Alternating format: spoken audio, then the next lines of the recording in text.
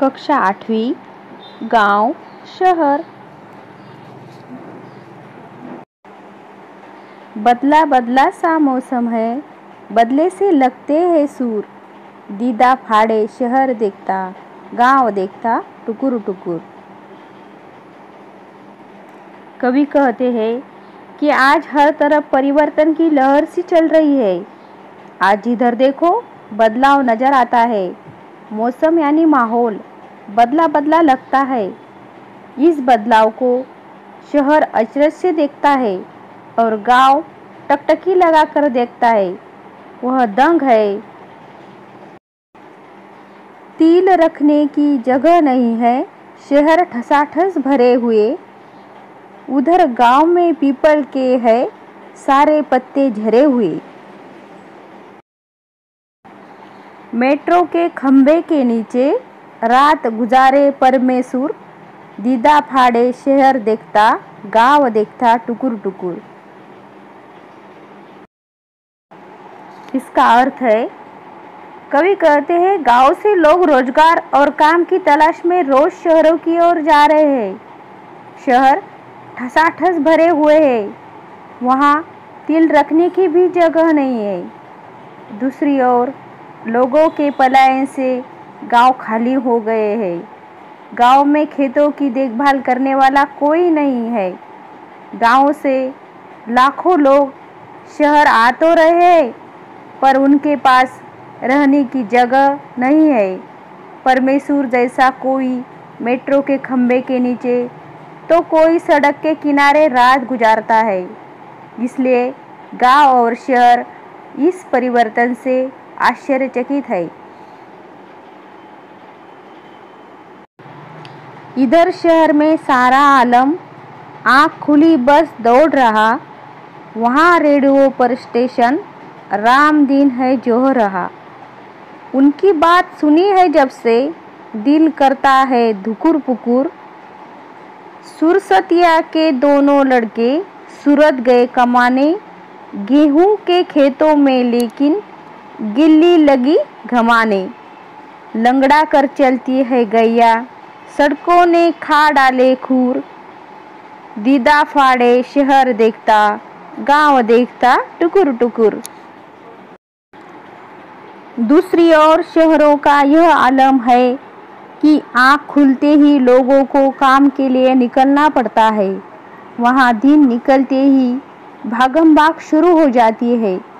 Radio station पर राम दिन समाचारों की राह देख रहा है। उसे बड़ी घबराहट हो रही है कि कहीं बाहर से आने वाले लोगों के लिए कोई बुरी खबर तो नहीं है। सुरसतिया के दोनों बेटों की तरह गांव के अनेकानेक युवक काम की तलाश में सूरत जैसे शहरों में जाते हैं और गांव में उनके खेत जोतने बोने वाला, खेतों की देखभाल करने वाला कोई नहीं है। जिन जमीनों में सोने जैसा गेहूं उगता है वे खाली पड़ी है। उन खेतों में गिलहरियां अब ठंड के मौसम में धूप सेंकती है। गांव का शहरीकरण हो गया है, अर्थात वहाँ पक्की सड़कें बन गई है। उन सड़कों पर चलने के कारण गायों के खुर खराब हो गए हैं, घिस गए हैं और अब वे लंगड़ कर चलती है। इस बदलाव को शहर अचरज से देखता है और गांव टकटकी लगाकर देखता है। शब्दार्थ: सुर, स्वर, दीदा, आँख, टुकुर टुकुर, टकटकी लगाकर। दीदे फाड़ना, अचरज से देखना, ठसाठस, बहुत भीड़ होना, परमेश्वर, परमेश्वर। आलम, दृश्य, जोहना, प्रतीक्षा करना, धुकुर पुकुर, घबराहट, सुरसतिया, सरस्वती, गिल्ली, गिलहरी, गैया, गाय, घमाना, धूप खाना। सूचना के अनुसार कृतियाँ करो, तुलना करो। गांव, शहर। 1. पीपल के सारे पत्ते झड़ गए हैं। 1. शहर ठसाठस भरे हुए हैं। 2. गेहूं के खेतों में गेहूं के स्थान पर गिलहरी धूप खाती है। 2. परमेश्वर मेट्रो के खंभे के नीचे रात बिताते हैं। 3. गैया लंगड़ कर चलती है। 3. शहर में आदमी सुबह आँख खुलते ही काम के लिए दौड़ पड़ता है। ऊंची जोड़ियां मिलाओ। अ. उत्तर 1. मेट्रो, शहर, पीपल, गांव। कृति पूर्ण करो। गांव को देखना टुकुर टुकुर, शहर को देखना दीदे फाड़कर। एक शब्द में उत्तर लिखो। 1. लंगड़ा कर चलने वाली गैया, पत्ते झरा हुआ वृक्ष पीपल, बदले से लगते हैं सूर, जहाँ तिल रखने की जगह नहीं है शहर। पाठ्यपुस्तक के पाठों से विलोम और समानार्थी शब्द ढूंढकर उनकी सूची बनाओ और उनका अलग अलग वाक्य में प्रयोग कीजिए। 1. सुख। सुख के दिन सर्दियों के दिन की भांति कब समाप्त हो जाते हैं पता ही नहीं चलता। दुख।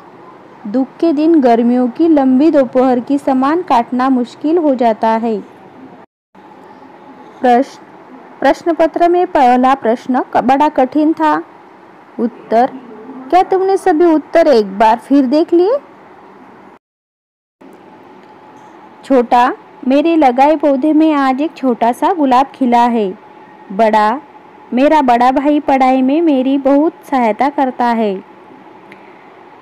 बूढ़ा। सड़क पर एक बूढ़ा भिखारी बैठा है। जवान। गांव के कुछ जवान फौज में भर्ती हो गए हैं। गांव। हमारा गांव गोदावरी नदी के किनारे है। शहर। मुंबई शहर में दिनों दिन भीड़ बढ़ती जा रही है। शीत। शीत ऋतु में पहाड़ों में जीवन दुष्कर हो जाता है। ताप। राजस्थान में ग्रीष्म का ताप असहनीय होता है।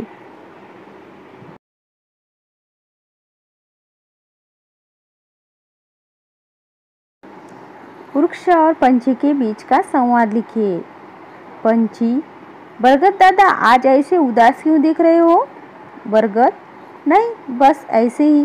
पंछी। दादा, मैं बरसों से आपकी डाली में ही घर बनाकर रहता हूँ। मैंने कभी आपको इतना चुप ऐसा उदास नहीं देखा। कोई तो बात है जो आपको परेशान कर रही है। बरगद। हाँ बेटा, बात तो है।